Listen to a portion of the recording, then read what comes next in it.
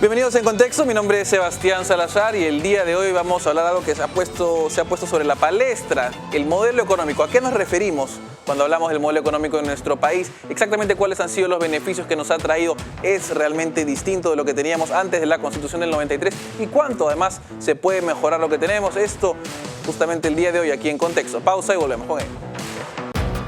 En Contexto llega gracias a Fundación Naumann, Universidad César Vallejo y Los Portales. Bueno, estamos de vuelta aquí en Contexto y como les decíamos, el día de hoy toca hablar un poco sobre, lo que es el modelo económico, de qué estamos hablando cuando se habla de modelo económico y de los cambios que a veces se proponen, de qué manera está fallando el modelo o de qué manera le está yendo bien también. Para saber de este tema se encuentra con nosotros el director del Instituto Invertir y autor del libro Cambio con Rumbo, Daniel Córdoba. Gracias por estar aquí con nosotros. Sebastián, un gusto estar en tu programa. Bueno, empecemos tratando un poco de definir el modelo, ¿cierto? Comparando dos situaciones distintas, ¿no? ¿Qué fue lo que ocurrió o cuál era el modelo económico que teníamos previo a 1993 y cuál es el que se ha seguido desde entonces?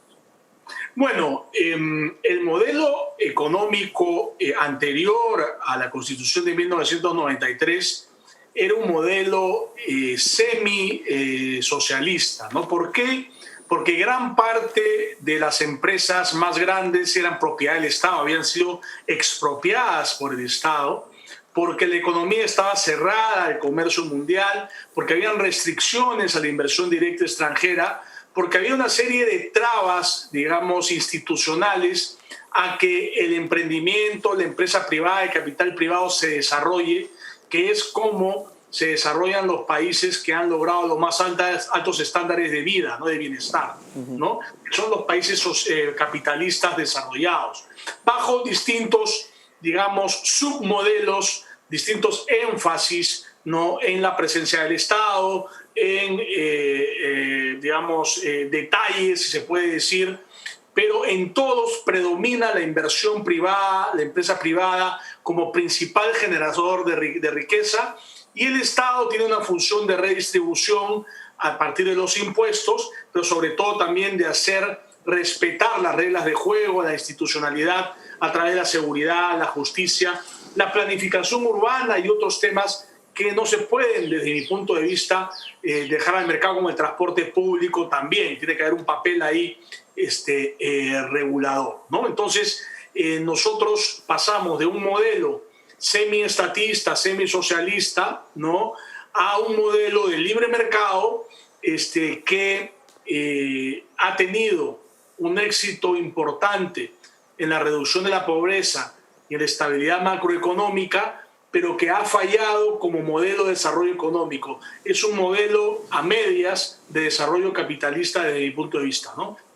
De acuerdo. ¿Y qué puntos, digamos, porque ahora cuando se habla de modelo económico se hace referencia a como un poco todo, ¿cierto? Cuando se dice el modelo económico ha fallado, no se sabe muy bien a qué se refiere o exactamente qué partes, porque en realidad la Constitución o el modelo económico como tal, una buena parte está copiado de los modelos anteriores y no es que haya variado tanto, ¿cierto?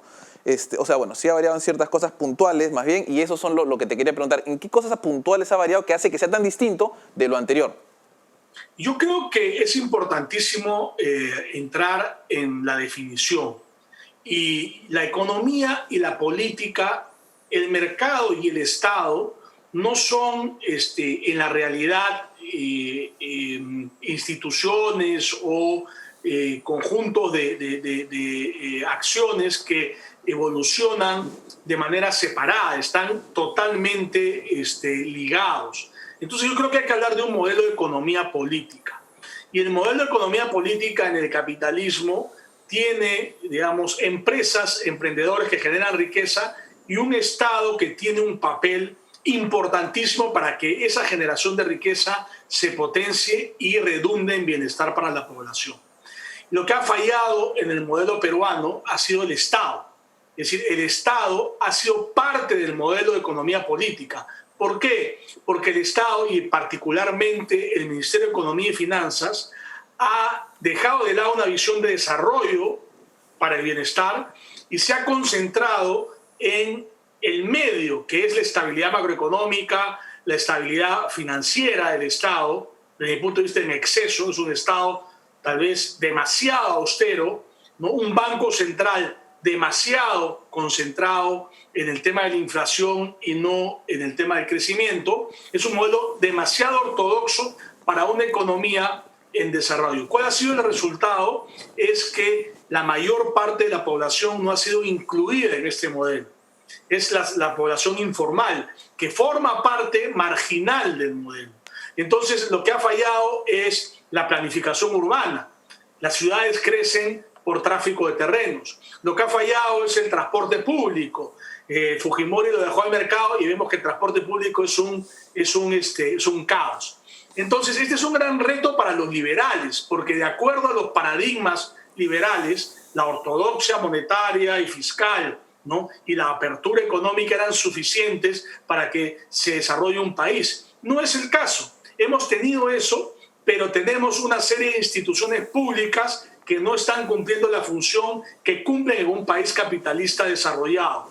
Eso lo vemos, por ejemplo, para concluir esta respuesta, en el tema de la pandemia. Hemos tenido el Estado, uno de los estados más solventes financieramente del mundo, según The Economist, ¿no? Y tenemos el país con mayor número de muertos por millón. Tenemos el estado peor gestionado del mundo, ¿no? Cuando uno va a Estados Unidos a vacunarse, que es mi caso, uno ve cómo está organizado el Estado norteamericano, ¿no?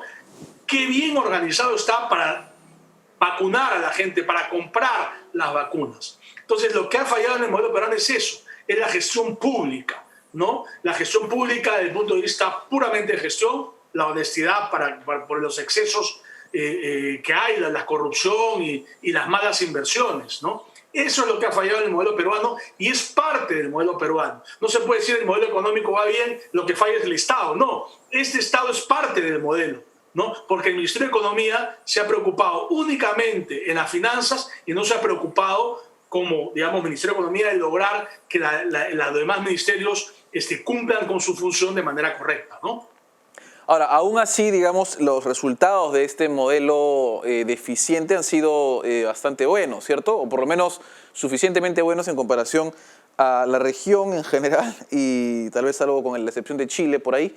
Y con respecto a lo que se tenía antes de esto, ¿cuáles han sido, digamos, estos beneficios que han traído la ortodoxia tal vez en extremo? Bueno, obviamente, como dije al principio, es un modelo mucho más positivo para el bienestar que el modelo semiestatista socialista. Mi punto es que no es un modelo que ha logrado integrar al conjunto de la población. Y los paradigmas, digamos, ortodoxos, digamos, los indicadores que se utilizan normalmente para evaluar por qué, digamos, un país que le va mejor a otro, crecimiento económico, inflación, no son indicadores suficientes, ¿no? Yo hablo, por ejemplo, en mi libro de una exposición que hice en España, en donde conté de lo bien que le iba al Perú en términos de indicadores macroeconómicos y lo mal que le iba a España, ¿no? En ese momento, así estoy hablando del año 2013, ¿no? Pero bueno, uno sale a la calle, uno ve y España es un país desarrollado, que tiene infraestructura, etcétera, etcétera. Entonces creo que sí tenemos que revisar nuestra concepción del desarrollo, porque de nada vale tener una macroeconomía, digamos, tan sana si tiene servicios públicos de última categoría, ¿no? Y es lo que ha estado sucediendo en el Perú, ¿no? En donde se ha generado con esta solvencia financiera una casta burocrática, tanto pública como privada, que ha sido la única que ha podido beneficiarse, generando valor sin duda en muchos casos, pero al final cada vez más rentista, ¿no? Y el crecimiento ha ido siendo cada vez más bajo. Debemos tomar en claro que entre 2016 y el 2019 la pobreza no disminuyó en el Perú, se quedó estancada en el 20%. Con la pandemia hemos regresado al 30%, de manera tal que lo que necesita el país es un cambio. No tenemos, y el discurso de Keiko Fujimori tiene que ser un discurso que hable de un cambio, pero con rumbo, como dice el título de mi libro, con un rumbo de desarrollo capitalista, popular, no un rumbo socialista, obviamente, que eso es matar al enfermo en lugar de curarlo, ¿no? Ahora, justamente tenemos que irnos a una breve pausa, pero antes de eso habría que ver, pues, ¿no? Porque estamos viendo, y creo que lo que nos está escribiendo más que una reajuste a la parte económica, es un poco reajuste a la manera en la que se hace gestión y a las funciones mismas que desempeñan, ¿cierto?, distintas instituciones. Has mencionado al BCR y has mencionado al MEF. Que haya, digamos, más espacio para actuar con política económica, más que sea de Hacienda, en el caso del MEF. ¿De qué manera se tendría que modificar esto? O sea, ¿cómo salir de esta especie de inercia que se ha implantado en los últimos años y que, claro, durante el gobierno de PPK y de Martín Vizcarra pues se detuvo el crecimiento o la reducción de la pobreza, que era un buen indicador en general? Eso para después de la pausa.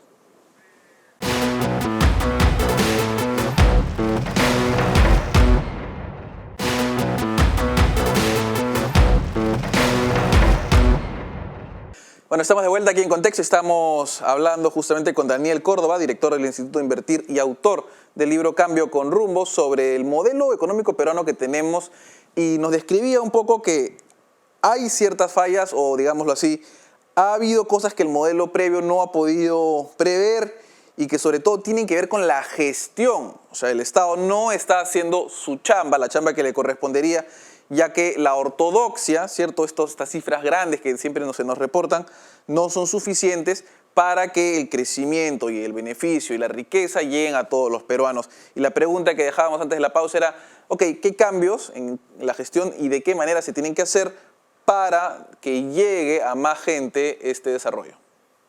Bueno, lo que propongo yo en el libro es una reforma integral del Estado, ¿no? Hay un aspecto de reforma política para que funcione mejor el Congreso, por ejemplo, ¿no?, para que los partidos políticos se fortalezcan.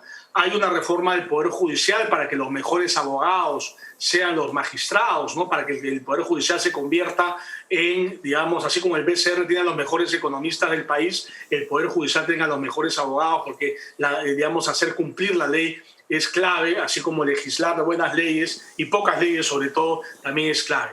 Pero el principal foco, obviamente, como desde el punto de vista económico, es la reforma del Poder Ejecutivo. Y ahí nosotros proponemos una reforma que reduce el número de ministerios de 19 a 16, no porque la reducción per se sea buena, eso nos es indiferente, sino por la funcionalidad que tenemos que darle al Poder Ejecutivo. Un aspecto, por ejemplo, importantísimo es mejorar la calidad y la eficiencia de la inversión pública en infraestructura y en las impulsar las asociaciones público-privadas, las obras por impuestos, etcétera, para que el país disponga de una infraestructura de servicios públicos, de transporte, de salud, de educación, etcétera, que funcione, poniendo por delante al ciudadano, al servicio al ciudadano, al servicio a los actores que el Estado tiene que lograr que dispongan de esta infraestructura para que se reduzcan los costos de transacción, para hacer negocios y para vivir mejor, ¿no? Entonces esto lo hemos plasmado en un Ministerio de Obras Públicas bajo el modelo chileno que pueda centralizar y con este know-how especializado y que ya no sea infraestructura en educación, en salud, que los ministros de educación y de salud se dediquen más bien a mejorar los servicios sobre la base de esa infraestructura, los servicios de salud, los servicios de educación, etcétera, ¿no?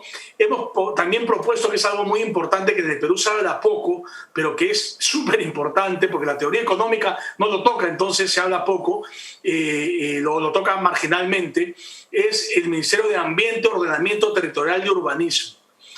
Tenemos que tener un ordenamiento territorial, tenemos que fijar ciertos parámetros para el crecimiento de las ciudades, tiene que promoverse la formalidad en el desarrollo urbano. Actualmente se promueve la informalidad, ¿no? Los desarrollos formales tienen mucha dificultad, por ejemplo, en obtener servicios de agua y saneamiento, ¿no? Uno invade un terreno y después SEAPAL va o la empresa de agua va y lo atiende. Entonces tenemos que formalizar el desarrollo urbano, el ordenamiento territorial y el ambiente en un mismo movimiento. El Ministerio de Economía, bueno, estamos proponiendo un viceministerio de compras públicas para ordenar las compras, la logística de lo que compra el Estado y disminuir la corrupción. Estamos proponiendo un ministerio de la juventud, el emprendimiento y el deporte, que suena demagógico, pero yo creo que no lo es. El emprendimiento es la base de la creación de empresas y del desarrollo empresarial. Tenemos que meterle a los jóvenes al máximo el chip emprendedor, ¿no? El desarrollo empresarial, más que la ideología socialista o la creencia de que el Estado le va a solucionar los problemas. Tenemos que hacer que los chicos tengan una vocación emprendedora, que culturalmente se desarrolle el emprendimiento en el país y se promueva el deporte también, que es algo muy importante también para la formación integral de la gente. Es decir, es una reforma gerencial del Estado, ¿no? Hay un tema de digitalización que lo estamos también proponiendo para formalizar a la mayor parte del país. La digitalización puede permitir que, por ejemplo, se cotice seguro social a través del pago del IGB y las facturas electrónicas sean cada vez más fuertes. Con la pandemia ha habido un incremento importante de la digitalización de las facturas electrónicas y con eso aparentemente la SUNAT ha incrementado mucho a la fuerza, digamos, la recaudación. Entonces, es transformar el Estado de manera gerencial, terminar con los cotos de renta, terminar con los sindicatos que aprovechan de su situación para rentar. Por ejemplo, el sindicato de CEDAPAL tiene negociado que los trabajadores tienen derecho a heredar sus cargos. Eso es un escándalo, ¿no? En Petroperú parece que hay algo parecido. Entonces, tenemos que modernizar el Estado y ponerlo al servicio del ciudadano y no al servicio de los burócratas que trabajan para él, ¿no? De acuerdo.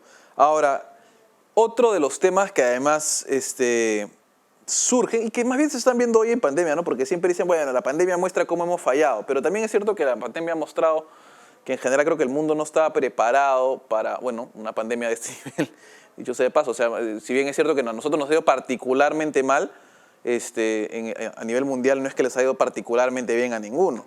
Dentro de eso, sin embargo, sí hay un porcentaje bien fuerte y que se reveló bastante y que se sigue revelando de personas que están súper descontentas con la situación, más allá, y que digamos decirle el modelo es algo un poco gaseoso.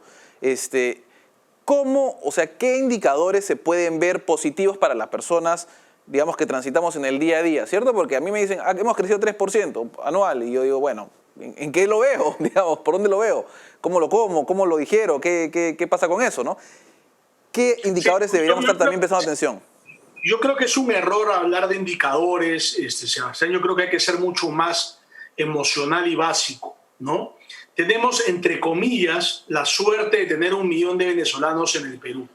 La gente, yo creo que creo que el comunismo no va a pasar en el Perú por esa situación particular, porque la gente no es tonta y el venezolano que es tu vecino, tu novia venezolana o el novio de tu amiga, no venezolano que está acá en el Perú viviendo ya hace un buen tiempo, te va a contar pues lo que pasó en Venezuela, ¿no? Y tú no vas a querer que pase en el Perú lo que pasó en Venezuela porque sabes de dónde vienen esa gente. Muchos profesionales que están haciendo taxi o manejando motos para Rappi o para alguna empresa de distribución, ¿no? Gente muy calificada que viene acá al Perú a jugársela como pueda porque no encuentra trabajo allá, porque en Venezuela la pobreza ha llegado a niveles increíbles, ¿no?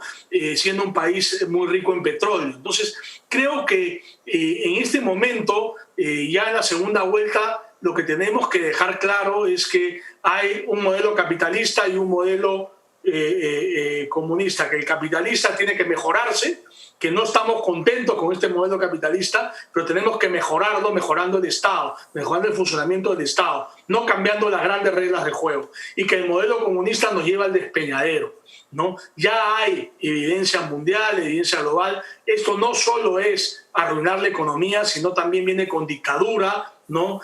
Viene con una serie de cambios en las reglas de juego que le dan todo el poder a un grupo minúsculo que se va a enriquecer y que va a ser parte de una mafia internacional de la cual forma parte los herederos de Fidel Castro, ¿no? Maduro, ¿no? Y digamos los que han perdido recientemente las elecciones en España, encabezados por el señor Pablo Iglesias, ¿no? Que son una mafia internacional que bajo el discurso social se dedican a tratar de llegar al poder en nuestros países para hacerse de los recursos del país, empobreciéndolos, ¿no? Y no permitiendo que se desarrolle sobre la base de la inversión privada. Entonces creo que hay que ser muy emocional, no hablar del modelo. Yo creo que esos videos que recibimos también para la gente que ya está convencida, creo que tenemos que hablar a la gente de comunismo o libertad, ¿no? De pobreza o desarrollo, y que tenemos dos alternativas claras, que cada una representa cada uno de estos dos modelos, y ser muy, muy claros, hablando mucho de Venezuela y hablando mucho de los modelos, de cómo ha fracasado el socialismo en otros países, ¿no? De acuerdo, de acuerdo. Bueno, se nos ha acabado el tiempo. Muchísimas gracias por esa entrevista. Seguramente habría que hacer un momento, si se puede, ¿no? Más adelante y le da el tiempo, una entrevista en la que podemos conversar un poco más a detalle sobre los aportes del libro, exclusivamente, no tanto en una situación coyuntural como la que tenemos actualmente. Claro que sí. Muchas gracias, Sebastián. Muchas gracias. Nos vamos a una pausa y luego volvemos con el final del programa.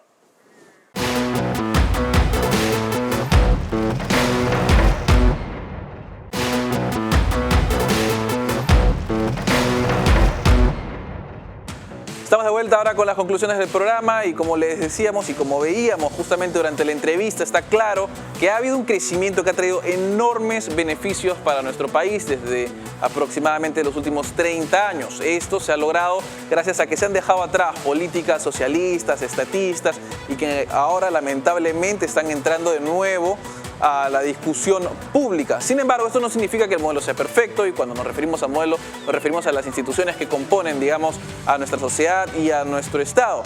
El Estado se ha quedado bastante relegado cuando ha habido este crecimiento de parte de los privados, y si los servicios públicos que se generan hoy en día son, la verdad, de pésima calidad, y la pandemia nos ha mostrado exactamente cuán atrasados estamos respecto al resto del mundo, porque si bien es cierto, la pandemia ha agarrado a todos con los pantalones bajos, siendo enteramente honestos.